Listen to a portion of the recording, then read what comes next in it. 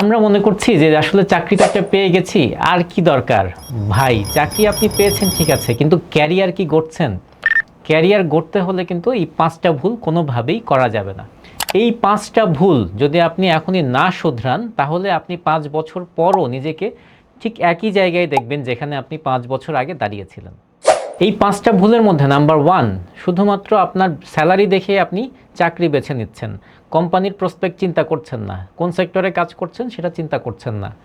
Number 2, আপনার কোনো mentor বা কাকে আপনি ফলো করছেন, এরকম ক্যারিয়ারে সাকসেসফুল একজনকে ফলো করতে হবে যাতে আপনি সামনে এগিয়ে যেতে পারেন।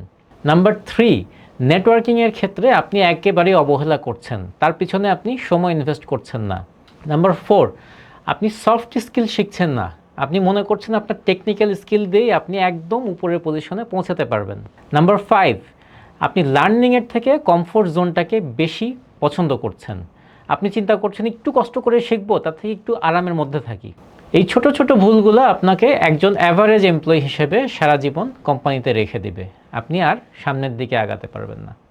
সো কীভাবে সামনের দিকে আগাবেন কর্পোরেট ওয়ার্ল্ডে, সেই রিলেটেড বিভিন্ন টিপস আমাদের পেজে পাবেন। তার জন্য অবশ্যই আমাদের পেজে ফলো করবেন।